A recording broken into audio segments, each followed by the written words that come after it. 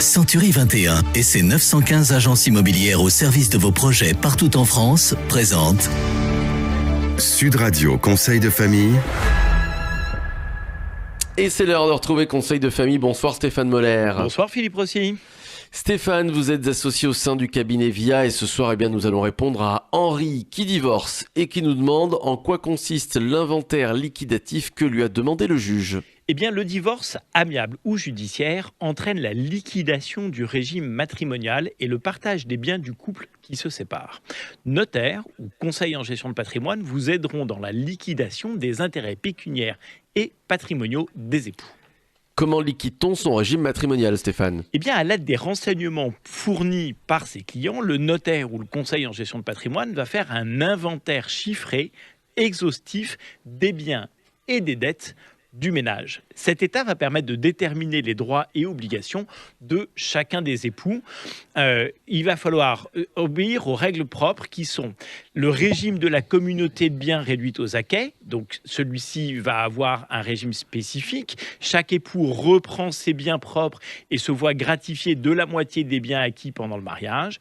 Le régime de la séparation de biens, les époux récupèrent leurs biens personnels respectifs. Ou le régime de la participation aux acquêts, les époux recouvrent chacun leurs biens personnels, tandis que les acquêts, constitués par la différence entre le patrimoine de départ et le patrimoine final du couple, seront partagés par moitié. Et si ces règles de répartition sont claires, leur mise en œuvre est souvent complexe, car les époux procèdent souvent à des mélanges de leur patrimoine, en finançant par exemple l'achat d'un bien commun avec des fonds personnels. Alors comment partager les biens ?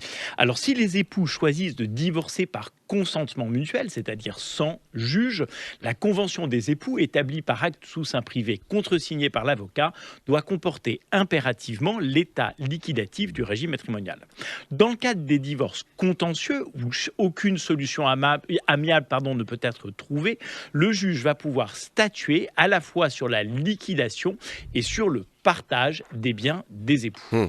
Et quel est le coût de ce partage ? Alors, si le partage a fait l'objet d'un acte écrit, notarié ou non, il donne lieu au paiement d'un droit de partage de 2,5% au profit du trésor, calculé sur la valeur des biens à partager, déduction faite des dettes. À ces droits fiscaux, il convient le cas échéant d'ajouter les honoraires du notaire. Sa rémunération est fixée par décret de manière proportionnelle par rapport à la valeur des biens partagés. Stéphane, quels documents fournir pour préparer le partage ? Eh bien, tous les éléments d'état civil, contrat de mariage, documents d'identité, etc. Tous les titres de propriété et évaluation de chaque bien, les relevés des comptes bancaires et d'épargne et une valorisation des biens professionnels, évidemment, tous les actes de donation. Évidemment, c'est très clair. Merci Stéphane. Chronique à réécouter en podcast sur notre site sudradio.fr, sur la chaîne YouTube de Sud Radio. Et puis, pour en savoir plus, n'hésitez pas à prendre contact avec les équipes de VIA par le biais du site de Conseil de famille, conseil avec un s-2-famille.com. C'était Sud Radio Conseil de famille. avec Century 21 et ses 915 agences immobilières au service de vos projets partout en France.